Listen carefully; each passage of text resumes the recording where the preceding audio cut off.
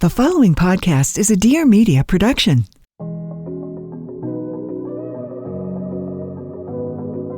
Hi, everyone. Welcome back to the Real Stuff podcast. Today we have an amazing audience caller episode for you. A lovely woman named Jess who wrote in to us about her story of suffering with vaginismus for 8 years. It's a condition where it makes sex not only incredibly painful, but in a lot of cases, it actually makes it so that you cannot get a penis or anything into a vagina. She talks a little bit about her experience growing up of trying tampons or having gynecological visits where, the clamp cannot get inside. And really, I was fascinated by her submission because over the course of my years being a content creator, I have actually heard from a number of people who have written to me that they are dealing with vaginismus themselves and have asked me to create content around it or talk about it, to normalize it, or to just shed some light on it. Her story was specifically interesting to me because not only did she suffer with it herself, but she also healed it herself. After multiple failed attempts of getting professional help, she figured out a way to cure it, and she is now a pelvic floor specialist specializing in helping women who are dealing with vaginismus. This conversation was incredibly nuanced and multi-layered because there was a religious element involved. So Jess is Christian, and there's a lot of religious beliefs and religious backgrounds that play into, at least in her case, why she was dealing with vaginismus. And I didn't expect this, but the conversation definitely took a major turn, and we got into some of the most taboo conversations I've had on this podcast surrounding religion. I am so grateful with the way she received my questions because I was really, I guess for lack of a better word, pushing back to her on some of her beliefs or just on some of the Christian beliefs in general surrounding sex and marriage. She was really open and receptive to my questions. If you get the chance to watch this on YouTube, I highly recommend it because Jess, being a pelvic floor specialist who talks about sex all day, her office setup that she's sitting in was very nicely curated with dilators, things that were just like dildos and crocheted vaginas on the wall behind her, and it made for a great visual backdrop. So if you want to watch this one on YouTube, you can always head over to my YouTube channel. Otherwise, if you're listening on Apple and Spotify, I hope you enjoy it.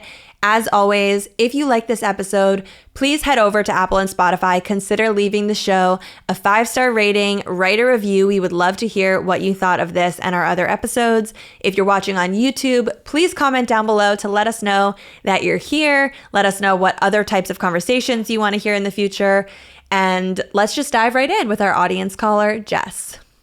Hi, Jess. Thank you so much for coming on the podcast. How are you? Hey, Lucie. Thank you so much for having me. I'm doing pretty well, thank you. So I wanted to thank you for your submission and for writing into us. It's an incredibly personal topic, clearly a very taboo topic, something that you have been managing and dealing with and now helping other people with. So instead of me reading your submission, can you just kind of go back and tell us all your story of what you told me in the email? Yeah, so I probably could have figured things out maybe a little earlier in my life if I paid attention, but I didn't. I found out on my wedding night that I couldn't have sex.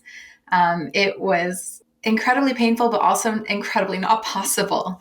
And looking back, yes, there were some signs like tampons I could do, but they were never something I enjoyed or chose to do because it was so uncomfortable. And then I had been going to the gynecologist since I was 13 for just miserable periods. And the gynecologist was always also miserable. And can now vividly remember being held down when I was in my early teens to have an exam performed, which probably contributed to my wedding night being a little frustrating. So yeah, found out on my wedding night that sex was not how I thought it was going to be. And so I'm grateful to have an incredibly supportive husband, and we, obviously you can do other things and have fun in other ways, but I felt it was my personal mission to try and make this work because I think a lot of women are wrongly told that sex is going to be painful.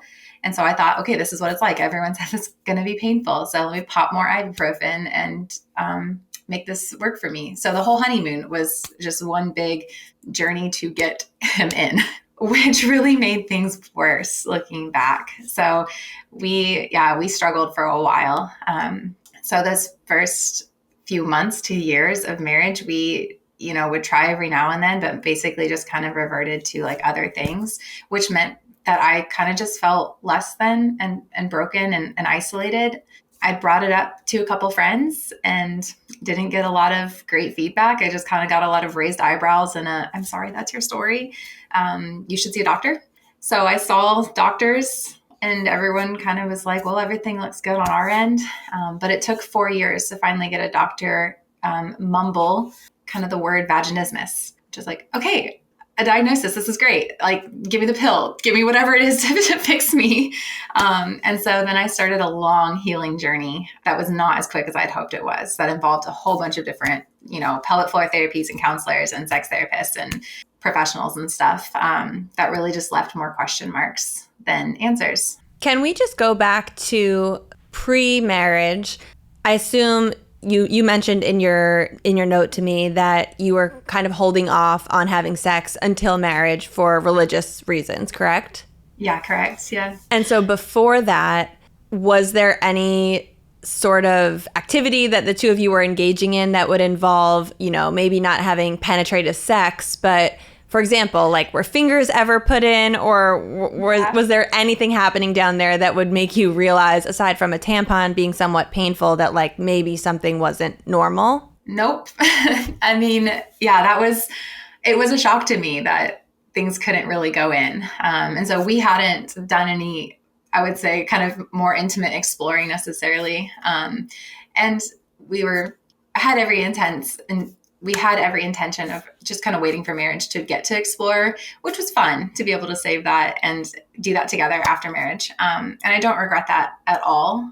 But I wish that I would have had more awareness and comfort with my own body to understand what it needed and what it couldn't do outside of just tampons and a gynecologist. So to whatever level you're comfortable sort of painting the picture for us, can you walk us through, you're on your honeymoon, you get into bed, I assume, and then what happens? There was a lot of anxiety and I would say it was so hard because you're on one hand, this is the moment, right? Like this is the time where you're finally this guy that you just like, been head over heels about, and all these things, emotions and things have been there for, years. You're excited. And it's like, it's all coming down to this moment. And then on the other hand, it's like, there's literally been nothing inside of me that even comes close to that size. And so there's a bit of panic, for sure. Gosh, actually we made a reel about this recently about, basically your vagina's response when it sees him for the first time, knowing you've not been able to get a tampon in the past. And it's like, oh crap. And I think that explains well, like where I was at. Like I don't think there's any way that's going to fit or get in me. Which probably made it a reality. I had so much anxiety and like, okay, everyone says it's going to hurt. That looks like something that would hurt.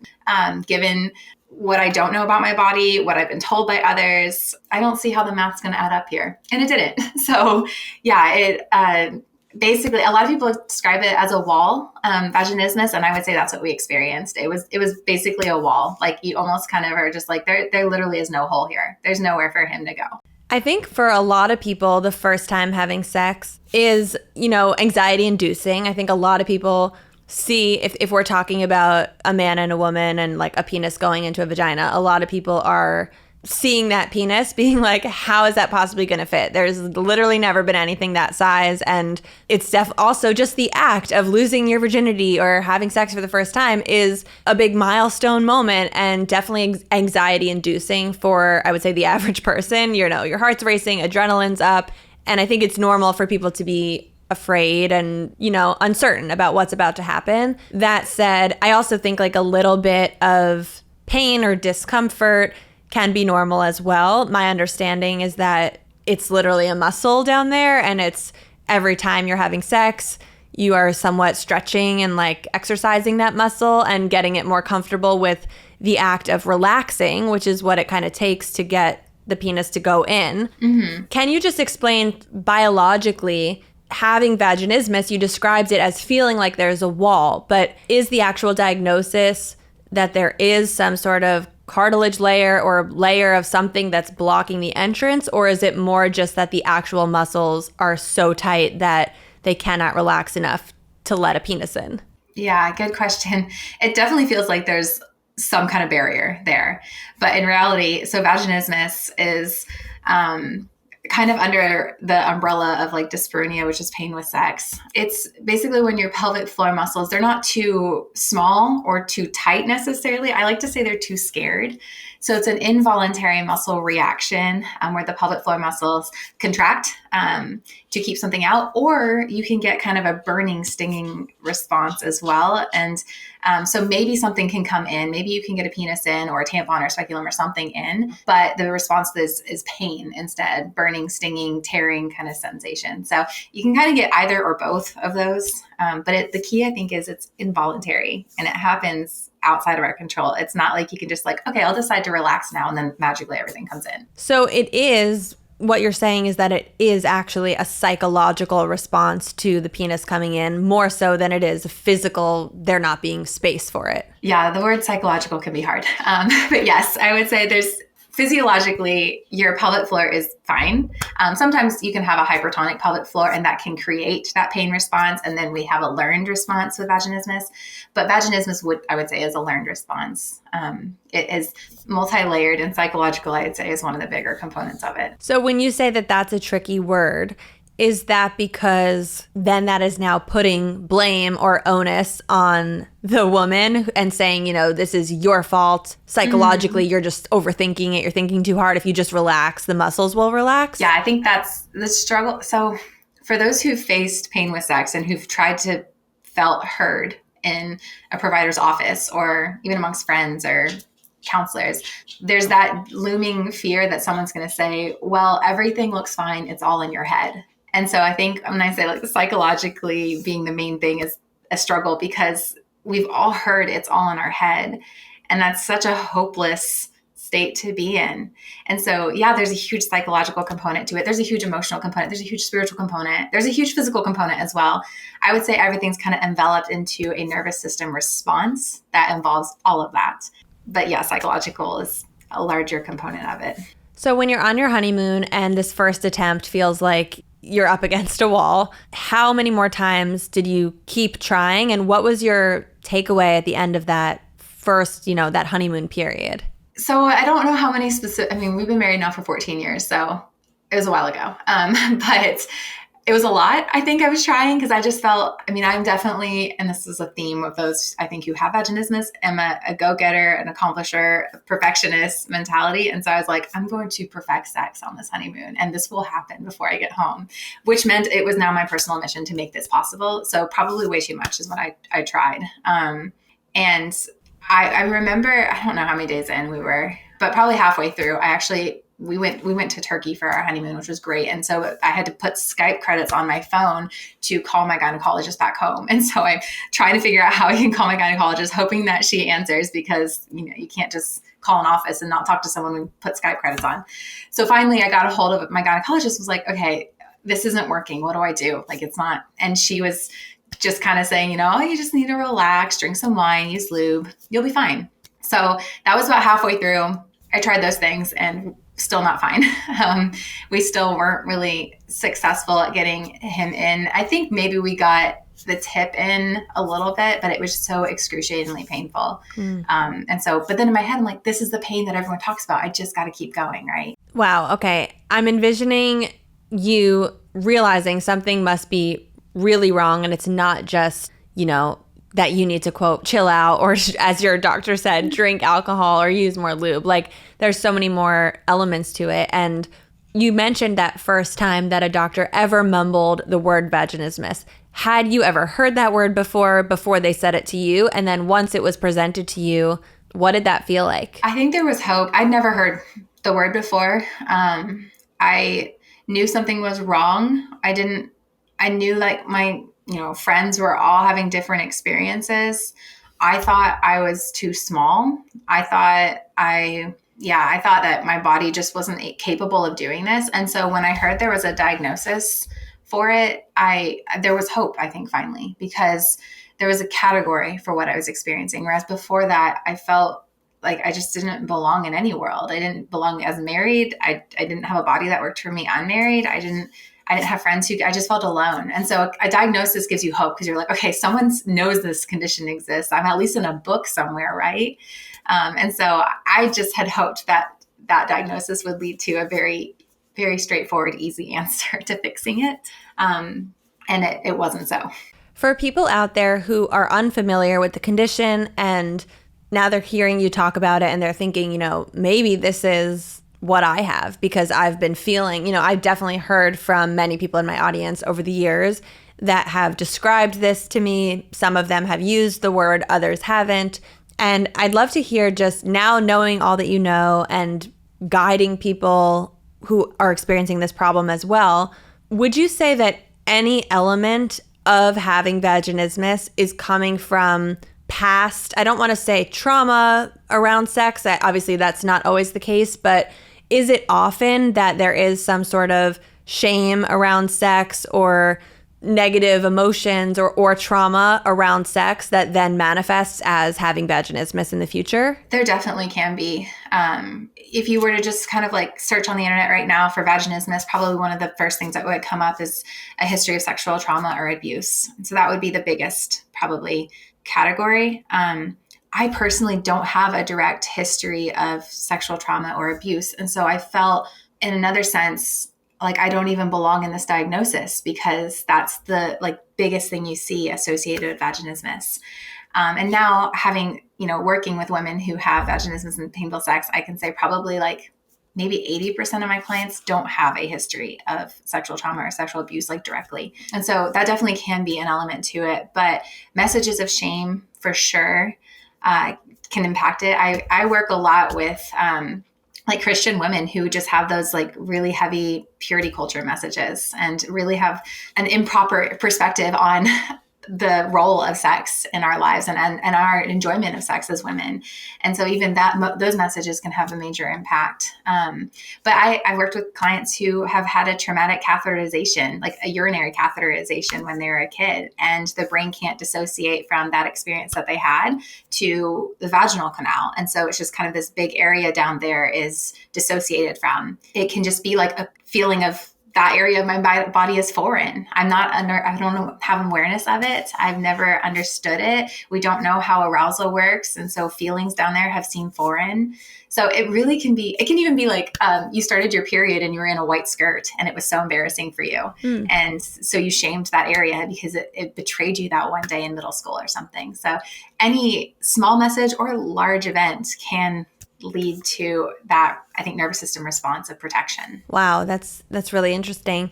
To the point of what you just said about you not having had any sexual trauma at a young age, but then can we dive into a little bit your religious upbringing? And I know you said you work with a lot of Christian women. Are you Christian yourself? Yeah. So can we talk just a little bit about growing up in that religion and in that religious group where I'm assuming it was passed on to you from others that you do not have sex until after you get married, but you were with your partner for how long before you actually got married? We were together 3 years before we got married. And so I would just love to hear at that time, as well as in the earlier years when you were maybe in high school or college, what was your relationship like with sex and what were your thoughts around the shame, if anything, surrounding it? Yeah. So my story might be a little different than many others who've grown up in Christian culture. I actually didn't grow up in Christian culture. I became a Christian when I was 18. My dad is Cuban, so there was an influence of Cuban Catholic culture, and he was also in the military. And so there's also a very rules-based kind of sense to that. And so I think morally, it was just kind of don't be irresponsible with this. I think there was a lot of fear of pregnancy that drove a lot of my maybe behaviors before I identified with the morals of Christianity. In high school, I had boyfriends and we would do things, but never had penetrative sex. I did actually encounter some fingers that were not successful, but I also had really no idea what was happening. And I look back on that and I just thought, hands are wandering. And I realize now, like, oh, that's what was happening, and it didn't work because my body just didn't let him in. And to be clear, when you have this diagnosis, I'm going to call it that. Is it okay to call it that? Yeah. When someone has vaginismus, you still are having the ability to be aroused or to be turned on. And is that true? A, and B, did you have any orgasms in your life from clitoral stimulation outside of the vagina? You can be aroused outside of, like, vaginismus is not directly related to orgasms. Unfortunately, a lot of women who have vaginismus aren't able to orgasm because the general understanding of feeling safe in your body with, your genitals and your arousal zones is just, you're not safe enough to reach orgasm. So I would say, it's hard to put a number on it, but maybe like 30% of my clients aren't able to orgasm. And we work through that once we start feeling safe in our body. But I was able to. They were separate things for me. And I'm grateful for that because that helped make sex something beautiful when we got married.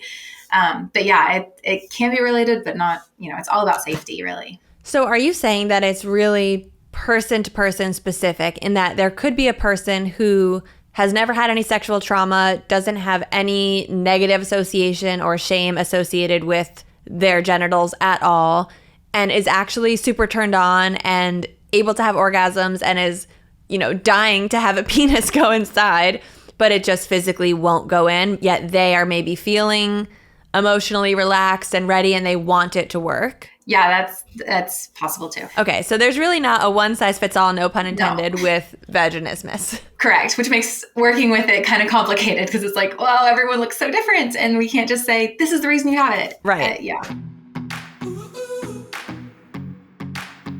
If you follow me on Instagram, you may have seen my posts about the recent family wedding we went to. I was asking for your help in coordinating my outfit to Coco's, and she looked so freaking cute in her little blue butterfly dress. I still can't get over it. I posted about the dress I wore too, but I really want to tell you more about the bag that I brought because I got a lot of questions about it. I am not someone who owns lots of designer things. I actually think I only own one designer bag, and it was a hand-me-down from my mom, so I've never even made a purchase of anything like that in my life. But for this wedding, I wanted to wear something a little bit more elevated, so I chose the most gorgeous Valentino raffia bag with a gold chain from Vivrel, and it went perfectly with my outfit. And this is exactly why I love Vivrel. This is the members only club that gives you access to borrow designer handbags, jewelry, watches, and diamonds. The best part is that there are no return dates, so you can swap items once per month or keep them for as long as you like. And if you happen to fall in love with something and you do want to buy it, you can get it for way less than you can anywhere else. You can scroll through their website and find brands like Hermes, Fendi, Dior, Valentino, Saint Laurent. I don't even know if I'm saying these words correctly. Basically, all of the bags that you would normally just dream about using. The most popular tier of theirs is the Classique, which is $139 a month. And honestly, there is no better time to sign up because they are adding millions of dollars worth of inventory every week. This is a brand that I've been partnering with for I think 5 years now.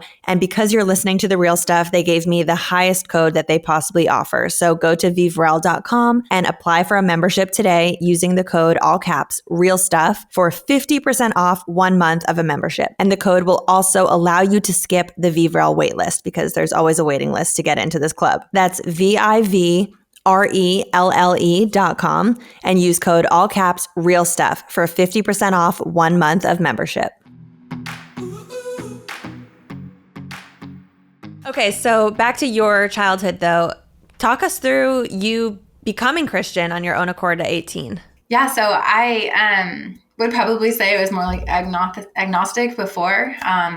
I had, growing up, been through, a lot within my family of parents divorcing, getting cancer, just a lot of negative things happening. And so I had just kind of succumbed to the idea that if there was a God who existed, he wasn't concerned about me and didn't love me. And so therefore I wasn't going to be concerned about him. But when I was about to graduate from high school, I was not in a state of, I just had very little joy in my life. I was pretty bitter and angry, not sure, like looking in this season of transition, like who am I as I'm going off into university? What matters to me? just didn't feel like I had stability. And I had a friend who invited me to a Bible study, and I had made a resolve that I would go to university a happy person and a nice person, basically. And so she invited me to this Bible study, and I was like, well, I'm supposed to be nice and happy, so I will go. And so I went, and the just tender, compassionate love I encountered in the people who were there really was intriguing to me. And I'll be honest, I was a brat at that Bible study. I bit hard and questioned everything. And they met me with so much tender compassion.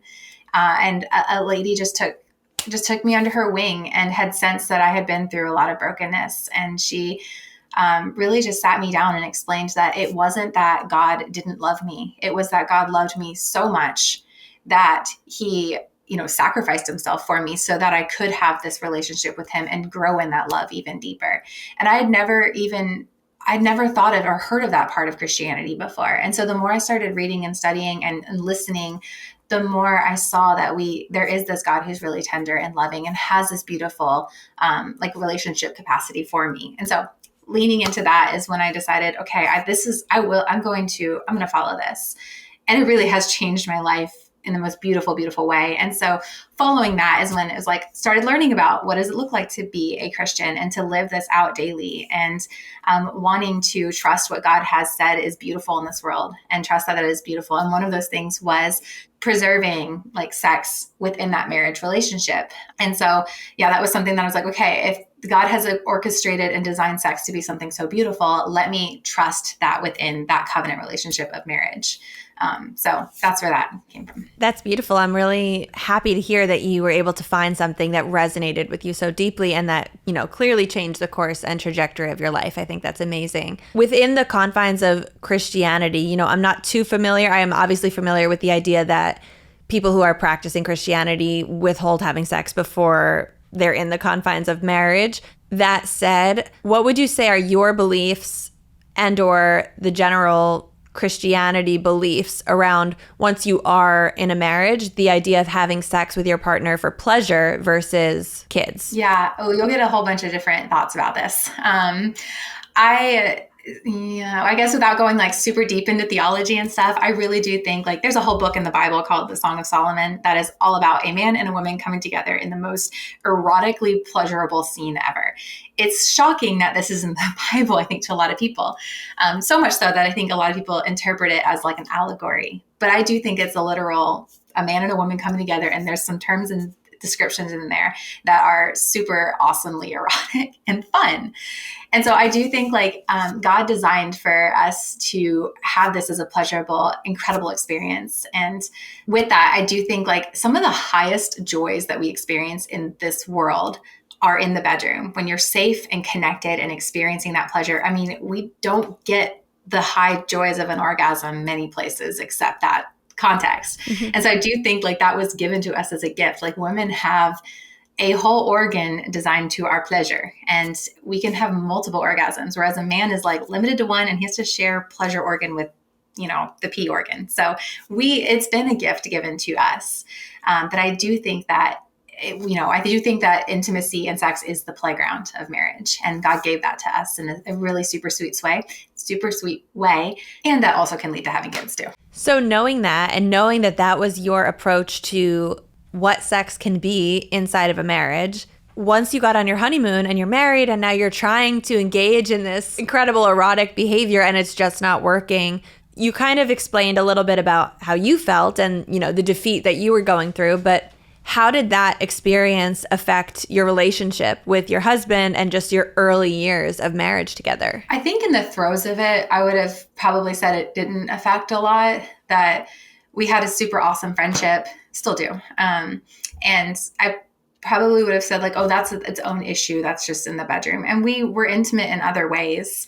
To me, that always felt like a consolation prize for the big event, which was penetrative sex. Now I can see that penetrative sex is just one of the menu items. Back then, though, because I couldn't do it, it became the more consuming thing for me. But I would say I didn't realize the effect that was causing in other areas of our marriage. And so I definitely had some feelings of resentment. I mean, to get real deep, I had feelings of resentment against him almost because pleasure could be so easy for him. And yes, I could orgasm, but I mean, the female orgasm is so beautifully intricate that takes a little bit more work than a man's orgasm. And I had pain, and I had like the walls and the barriers. And so I think there was this like, man, it's so easy for you. And I think that spilled out into other areas of our marriage.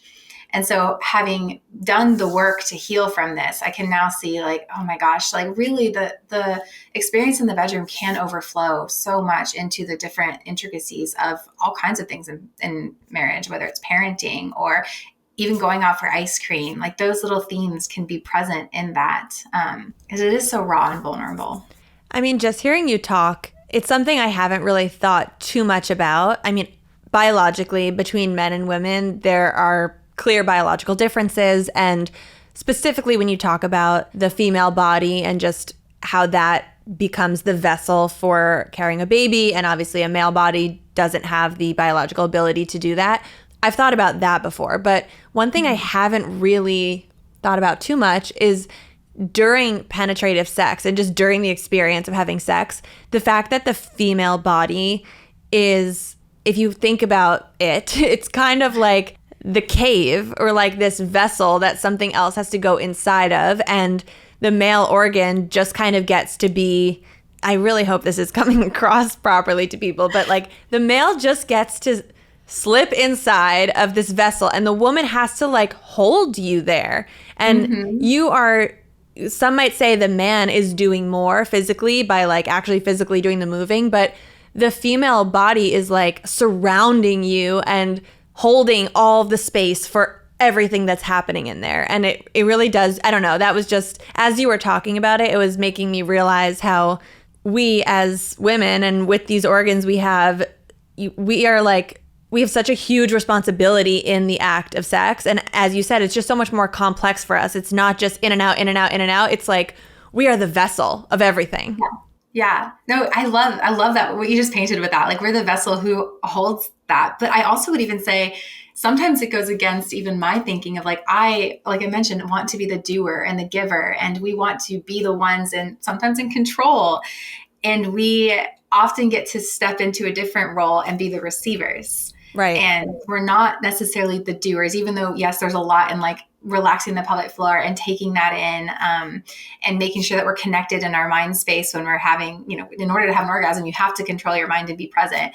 In a sense, we also have to step out of the role that's probably so natural to many of us, which is like the doer, take care of it, make sure, time it, have everything right. And we just receive. Right.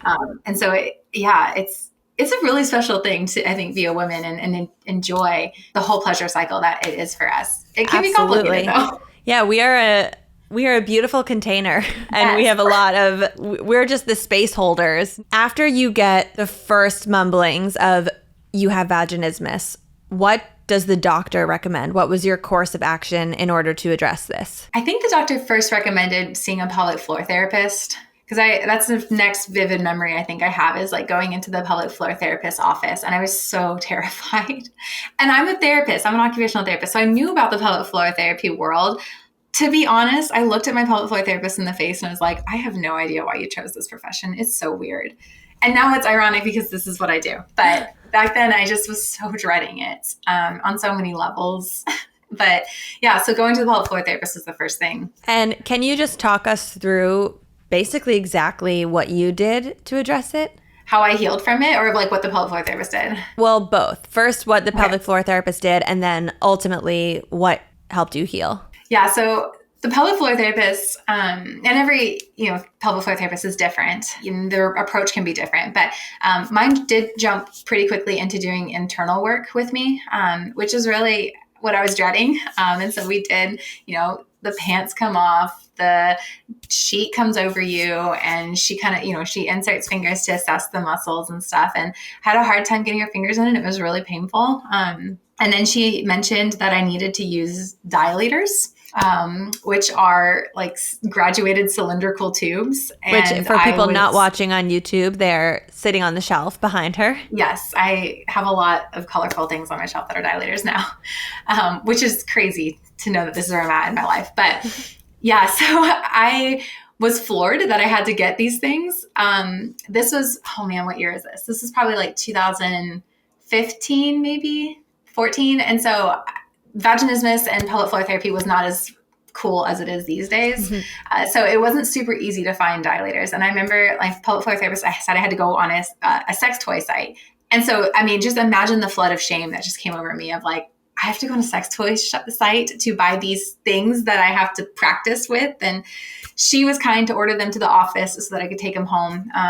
But I think I did it maybe once or twice and was like, nope, no, not going to be part of it. This is too much work. It was so painful. I shut down. I froze. It was hard. Yeah. So I had gone through pelvic floor therapy probably for 2 years. Where she helped me kind of work through those. I'd eventually gotten all the way up to that largest dilator, but I couldn't transition to my husband, which is exhausting and frustrating and discouraging. And when you say you worked your way up to this larger dilator, you basically got to a point where you were able to put them fully inside of you or partially inside of you, but was that while you were in screaming, writhing pain, or you were able to breathe and comfortably have them there? Yeah, I was able to breathe and comfortably get them there. Okay. As my body and my nervous system started feeling okay to accept these things in, I could get the equal size to him in. And so I was like, yeah, this is going to work, right? And then when we tried it, it's like, nope, that wall came back up, the pain came back, and it's like, why? I thought pretty far, but not to the level of function that I actually wanted. Okay, so pelvic floor therapy only could do so much. Then what do you turn to? Well, then I was told it was all in my head. So then I saw, I think we started with a sex therapist, and that was also really rough. The sex therapist, I think we went twice to her. My husband came with me, and she mentioned that we should watch pornography together to learn how to do this. And that was just something we told her we weren't comfortable with doing. So then she questioned our faith a lot and just kind of said that our faith is probably what's going to limit us in getting past this. We decided to give her one more shot. And then the second time, there was still more boundary pushing. And we're just like, okay, this is probably not the good fit for us. So then we saw a Christian couples counselor, thinking that would probably better align with our faith. And it probably did. But we eventually, I think, got to where we did individual sessions with the couples counselor. And he, in our private session, blamed my husband for my condition and basically said like, well, vaginismus is usually because of sexual trauma. So it makes sense that maybe your husband has he ever abused you, or has there been a history of sexual trauma with him? Is he too aggressive with you? And my husband is the kindest, most compassionate, tender-hearted man ever, and never asked me to do anything that was painful. And most of it was all on my ownness of wanting to do this. And I was so upset that happened. I just couldn't trust this counselor anymore. Yeah, I don't blame you. Honestly, these experiences with these counselors are so upsetting. I know. I wish I could say that they're the one-off, but unfortunately, so many of my clients have had similar stories. Oof. Yeah. And even like my individual counselor, I just didn't know what vaginismus was and didn't feel comfortable talking with sex. So that's usually what I see is I've seen someone, I talked to them, but they didn't know how to help me, or they mentioned something that made me feel uncomfortable. And then the shame just further like envelops you with that. Right. Wow. Okay. So where do you go after that second counselor? Oh, I think I basically just shut down. I think I just gave up, decided this was not my reality. I just can't have sex. Wow. And then how many years of that went on? It was on and off for a while. There'd be periods where, we'd have a heart-to-heart conversation and be like, do we want to keep, we just want this in our marriage, and intimacy can be so much better, we think. And so I would bump back into the doctor and be like, hey, it's still a problem. And they'll be like, yeah, well, it's just as painful for some women. I did have a doctor once prescribe me amitriptyline, which is like kind of like a brain pain medication, which is probably the first step that I started recognizing, oh, I don't think this is just a vagina problem. It's interesting they prescribed me this. It didn't help me. It made my heart rate race and I couldn't sleep at night. And so I eventually came off of it. But I think it was, all in all, I battled vaginismus for 8 years. The timeline gets muddled in different things, but it was basically 8 years before we could get past it. What was the first moment when you started to notice an improvement, and what were you doing? Well, I think what really kickstarted it was my husband, in such empathetic compassion, just came to me and said, Jess, I want everything within me for you to be able to enjoy intimacy. And for this, and because I had gotten to the point where he would come up and hug me and I would just flinch. Not, again, he was always been so tender, but the pressure and the expectation of, is this hug going to turn into a makeout sesh, which is going to lead to one thing and another. And I'm going to feel like I'm a failure as a wife again. And I can't, do this basic act that all, humans are supposed to be able to do. And so we've gotten to the point where I just avoided all kinds of physical intimacy, holding hands, hugging, because I was so afraid. I would go to bed before him at night so that he wasn't tempted to want to have intimacy. I just was so avoidant of it. And I remember thinking, and I made the mistake of telling him this, but I could go the rest of my life without having sex and be totally happy. It was so dysregulating for me. And so when he came to me, he's like, I don't want that to be our marriage. I don't want that to be our reality. What can we do? And so that's when I was like, okay, well, let me stop just kind of like bumping around trying to figure out treatment things and just succumb to that didn't work for me. But let's try and be proactive about this.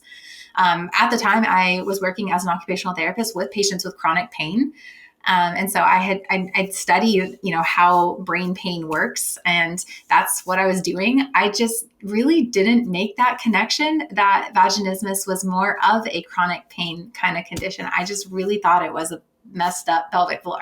And so my understanding of the diagnosis was what also was limiting me. And I think that being prescribed amitriptyline helped to kind of make that connection. So then he and I sat down and we basically kind of came up with my own treatment plan, just like I would do for any of my clients. So we did, what is my problem? What are my goals? What is the treatment plan going to look like? What are the steps we're going to do?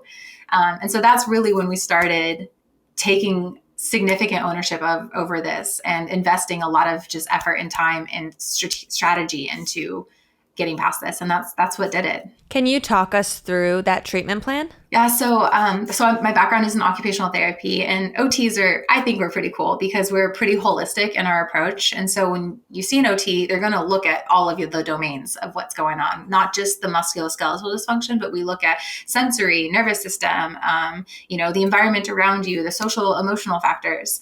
And so that's what we did. We kind of mapped out all of the layers of the goal, and the occupation was sex. And then what are all these things impacting my ability to enjoy sex? And that's when, it stopped being just like things coming in are painful. It started being like messages of shame were spiraling me. My own, self-criticism and performance drive was sabotaging me in a sense. And the pressure I was putting on myself, what did I believe about God and sex and intimacy? I had a lot of resentment and bitterness against God that he promised this gift and it didn't feel like a gift for me. And so there needed to be even like a mourning and a grieving of that and an acceptance of where I was in my pain journey. And then I did need to do physical exercises as well and get back into doing dilators, but with a different perspective. And then I needed to incorporate Matt in a way that let my body feel safe with him. And so it not shut down every time he touched me. So we had to build up that safety and that connection. And so it really took a holistic, like multidimensional approach that did incorporate things like dilators and stretches and exercises, but more importantly, making sure like every layer of fear and shame that I could find and discover, we really kind of came up against that together and met that with grace and compassion instead of performance and expectation.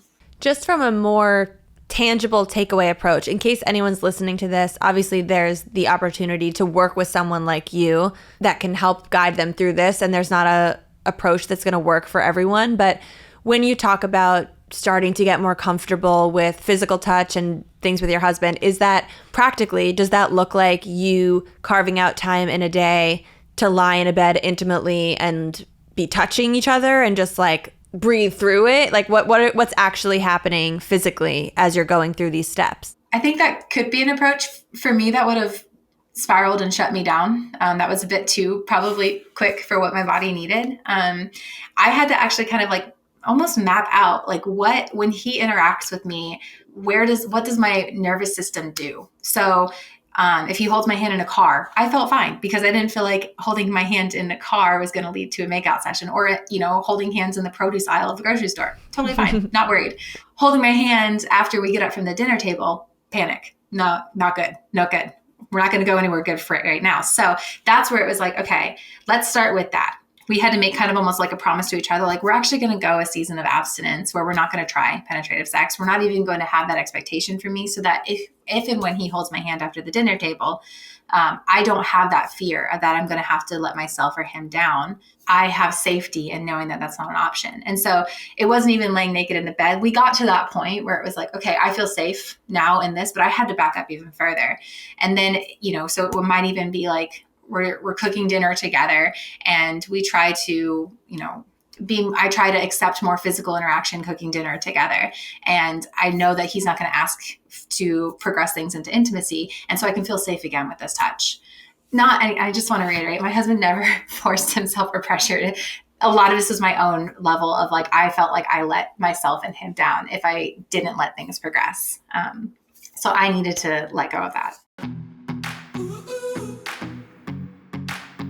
My favorite kind of movie is a love story that totally takes your breath away, but there's something that hits me deep about a love story where the love is impossible. Imagine finding the person who you were meant to be with in the very place that is designed to destroy you. Imagine choosing love when everything around you is filled with hate. Everything is designed to strip away hope. Now it's not just romance, that is destiny. And that is exactly what you feel when you are watching Bao, Artist at War. This film is opening on September 26th, and you have to visit baomovie.com and watch the trailer. This movie will stay with you long after you watch it. It's a Holocaust story, but at its heart, it's about love, the kind of love that keeps you alive. Josef Bao wasn't just a prisoner in a Nazi concentration camp. He was an artist, a dreamer, and a man who risked everything, not only to help others escape, but to keep love alive. And then there's Rebecca, whose courage matched his own. And together, their story is proof that even in humanity's darkest hour, love can light the way. By the end, you will be in tears, not just from the sadness, but from the sheer beauty of their love. Bao, Artist at War was directed by the incredible Sean McNamara, and it opens only in theaters for a limited run beginning on September 26th. So visit baomovie.com, that's BAU movie.com, to watch the trailer, learn more about Josef and Rebecca's real-life journey, and to find showtimes near you. This isn't just a film, this is a total reminder. A reminder that love is not fragile. Love is fierce. Love can outlast even the darkest days. And Josef and Rebecca's story proves that. You mentioned to me off camera, for people who are watching, we had a technical glitch in the middle of this and the camera stopped for a second, and we were just talking about the stats of the percentage of women that have vaginismus. You said to me 17%. Yeah, I'm trying to. So Sheila Ray Gregor in the Great Sex Rescue book did a massive study on just kind of different levels of experiences with intimacy. And she found in her study that I want to say it was 17% of women in general experience vaginismus or painful sex. And then 23% or 22 point something percent of women in the church experience it. So numbers are higher with women, like church-going women. Which does lead me to believe that there maybe is, there has to be some component of being part of a culture, a religion, where there is some sort of shame around that act, at least like at various times in life, that leads to that percentage being higher, correct? Am I perceiving that correctly? Yeah, I would say definitely a culture or religion that's going to push it as taboo, where you don't talk about it. So there is shame. There's a misunderstanding of how things work. And I do think like probably one of the church's biggest struggles with purity culture is we talk so much about don't have sex outside of marriage. Don't do it. Don't touch. Don't look. Don't do any of these things. It's all seen as a don't. And rarely do we ever share the beauty of the good and the why. And so I still stand, like, I do think sex is a really awesome thing in the covenant of marriage. And I'll stand by that. But I'm not going to tell my daughter, don't have sex before marriage. I'm going to say, if you wait and have sex in marriage, it is so cool because you're with like a guy that you just trust fully and he is yours. And that is so awesome to wait for. And instead of that message of like, oh, it's so bad, don't do it. Because how is a woman knowing the levels of intricate like cognitive awareness we need to have an orgasm and enjoy it? How can a woman go from this is a bad thing to I have a ring on my finger and now I see it as a beautiful thing? We can't really make that jump. And so let's start with it's a beautiful thing. Do you think that if you had a daughter that was 18 and had a loving boyfriend and wanted to have sex but was not married and wasn't ready to get married, that you would have a physical upset reaction to her doing that? Or do you think you would release that and allow it? I think there would be a little bit of like mourning in the sense of like there is beauty into things being done trying to think of the right words here. I think there would be like this is something that's going to be truly awesome and beautiful. It's kind of like, this is probably a bad example, but I definitely enjoy ice cream after it's like something that's been awaited for. So if I am going to get ice cream, I would much rather have ice cream at like 8:00 at night rather than 8 a.m. in the morning. Honestly, it's good, probably both. But 8 p.m. at night is great because it's like I've gone the whole day. I'm looking forward to this. I just had a great dinner. And so, that chocolate chip ice cream is going to be really great then. And so there is like, if I ate it at 8 a.m. and I get past dinner, it's like, well, I already ate my ice cream today. In a sense, it's kind of like, oh, it would have been really sweet to have this now. And so I think that's kind of like the framework. It's like, there's a little bit of like it really would have been sweet in this like covenant relationship that it can be beautiful in. But I don't think it's the spiral of like, you are now like fallen from grace and it's this massive sin kind of thing that is, you can't repent or you can't like heal from. And I think that's the message that gets stuck on is there's a spiral that happens if it's seen the other way. And now, I mean, I hate to put you on the spot and I don't want this to come across as me, probing at your religion and your religious beliefs, but what do you say to a person like me who obviously was not following the Christian beliefs and Christian faith, but had sex with my now husband, but pre-marriage, and because of the culture I came from, I didn't have any ounce of shame or religious reason to not want to do that. And so for me, there is no need to wait. Like the experience was just as sweet and incredible as you're describing that it can be post-marriage, but it happened to be just earlier in life, pre-marriage. And maybe my situation is slightly different because I ended up marrying him and he has been my only sexual partner. But, I have plenty of friends who slept with multiple people before they found their person. And I think it's just such an interesting conversation because they didn't come from the religious lens. So they don't feel any ounce of shame around it. They actually found that was such a sweet experience that I had when I was 18, 19, 20. Some of them didn't get married until 27, 28. And they had multiple partners ahead of that and felt like the experience was great, lovely, felt good. They felt safe. Like, obviously there are negative experiences, but just I'm so curious for someone who believes deeply in the idea of waiting because of how sweet it can be. Do you also see the flip side of how other people who don't have those beliefs feel that their experience is just as sweet? Yeah, I could see that. I do think, there's a whole realm of like conversation directions we could go in theology and stuff with this. We're getting into religion, the most taboo of topics. I know, right?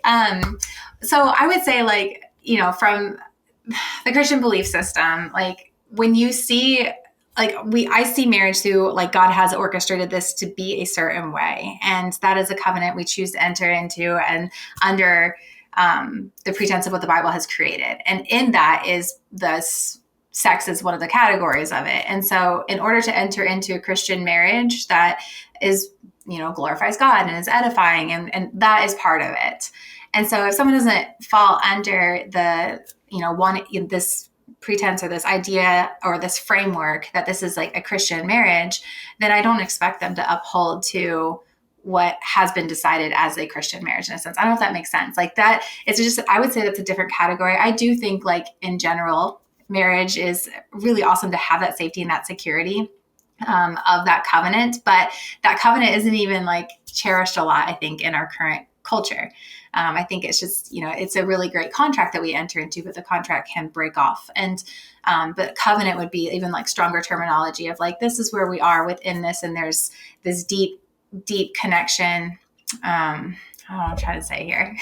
I do see what you're saying. And I think it goes to a wider conversation just about Christianity, which, by the way, isn't the only religion in the world that has these beliefs and that sort of covenant. Although from an outsider perspective, someone who's not in the religion, the holes that I would poke in it, I guess, or the things that I would say as to why I personally wouldn't practice it. One thing I can think of is surrounding the concept of divorce. And I think we have a culture where we just live in this really interesting world where it's societally normal for people to couple off and to get married and form relationships with people. But I think it is wild to believe that all of those relationships are going to be the right match. Like there are so many reasons why something might not work. And while I do believe in the power of putting your all into it once you've made that contract and once you agree to it, and of course I believe in giving it the best shot, I do think I personally believe there are scenarios where ending a marriage is the healthiest option for all parties involved, or just is the best outcome, so that both people can move on and enjoy a happier life. And I'm sure there are plenty of divorced people who would say that that was the best thing that they ever did, or the thing that freed them up from a really bad situation. To me, the concept of entering into something and then it being not religiously acceptable or not societally acceptable in your orbit to end the marriage sounds scary to me. That's someone coming from outside of the religion. So I hope that doesn't come across to you as me, poo-pooing your religious beliefs. But I do think it's an interesting conversation that I have yet to have on this podcast. There are so many layers and nuances and interpretations that go into so much of this. It can be sticky. You're right. Like it is hard to kind of piece through this. But I mean, what you bring up is totally valid. Like if you're not in a safe marriage, that's not good. We are called to be in safe covenants. And so I will just say, like, for the record, if someone is listening to this and you are in a not safe environment, please, like, you have every right in God's beautiful earth to make yourself safe. And there are a lot more layers than that, but yes. Absolutely. So many layers. And we could go down so many avenues. And I appreciate you even entertaining that conversation with me, because that was not what you wrote in about. And that's just where it went. But to get us back on track, seeing as, at least in my understanding, a big reason behind withholding sex within Christianity until marriage is because at that point, we talked about it then being kind of the logical next step is to get pregnant and have kids. So was there a layer in your relationship with your husband as you're going through this vaginismus stuff and you're in the early years of your marriage? Was there an added layer of tension and stress of you wanting to become a mom or wanting to get pregnant but being unable to have sex? Yeah. For sure. Especially when all of your friends start having babies and you're like, okay, great. That just adds one more layer of something I really can't do. I can't have sex. I can't have babies. I can't. So for sure, there was definitely a lot of working through bitterness, jealousy, a lot of big questions, and then only to find out after I healed from vaginismus to struggle with infertility. And so that, there's a lot more questions that come, and it's like, well, would I have had struggled with infertility if I could have sex earlier? So yes, there are layers to that too. There are definite layers. So it sounds like your journey was this roadmap that you set out for yourself with various things you needed to address. And it sounds like it was a slow and steady road to recovery. Were you really managing that on your own with your husband, or did you have guidance from professionals at that point? No, at this point, I did not feel like I could trust anyone. Didn't feel like I could even really trust friends. I just didn't understand it. But professionals just kind of gave me one of their cliche answers, whether it was all in my head, I need to just drink wine. Sorry, there's nothing else we can do. So I just felt like the odd sheep. Tell us about the first time that you were able to get the penis inside. Yeah, it was crazy. It was shock. I wish, and I've seen this in my clients too, I wish I could say that it was like this magical experience, but it was more so like, what the heck just happened? And then there's doubt. And then there's, no, it didn't actually go in. Like, it must've been a fluke. That's not true. Asking him, are you sure? It wasn't magical. It was almost shocking. Do you remember what it felt like? I remember there wasn't pain. And I remember feeling kind of like, I just remember like I couldn't feel him inside necessarily. Like it felt, I had to question, are you sure you're in? Like, and try and look myself to be like, is he? Like, is it actually like real? Like, yeah, it was crazy. And then I would say the first time was more like a startle. The second time was like, okay, I don't have the expectation for that to work. I don't like, that may have been a one-off, but I'd be excited if that happened again, and I'll pay more attention to it this time. And so when it happened the second time, it's like, okay, I can start to accept that this might be my reality. I might be able to do this. And then I would say it started getting really fun. And started pairing things we've done before and just like this new experience that we had. And it was like, I love it actually when we have clients who have, we always say like, okay, now you can enjoy like the newlywed humps of learning how to have sex, because it's like, it's awkward and it's clunky and it's weird. And then, we went actually had a second honeymoon and just like really enjoyed this new season and celebrated it. I can imagine that after the first time when you have confirmation that it actually went in, just how mentally freeing that must be, of you getting physical confirmation that it can work, and how even just that one time, it gives you such clarity and confirmation the second time that you now know physically this is a possibility, and that must have ripple effects mentally. Yeah, honestly, I'd say the first time my brain categorized it as a mistake. I'd say the second time was the time where it's like, oh wait, I can do this. And then from then, it was just transformative. And then like it changed even how I saw myself as a woman to be able to do this. Do you remember your first experience having an orgasm from penetrative sex? That came a lot later, I think. That was still an art that we had to kind of figure out. I mean, it is... Yeah, that just takes practice, I think. And so that wasn't like okay, let's now make this all time up better and work together better. But yeah, I remember that first time was just kind of like, whoa, it's just so interesting, especially knowing that I was in this journey of can't and pain to where it is now. And it's like, I feel like I just cherish and crave that connection deeper. And it still doesn't even have to be penetrative sex. It can just be that connection without the looming frustration and shame and spirals that I had. It's beautiful to be free of that now. And then at what point did you pivot in your career and say, I now want to start helping other women who are going through this? So after I healed, I was like, I'm never talking about vaginismus again. I'm out. Peace out. Like, this is in the past. I'm done. It wasn't actually until a few years ago, I went to get coffee with a friend from church. I didn't know her that well. And I asked, well, what can I pray for you for? What's going on? And she opened up and shared that she couldn't have sex with with her husband that she'd been married to for 3 years. And I was just shocked. I asked, I was like, do you have vaginismus?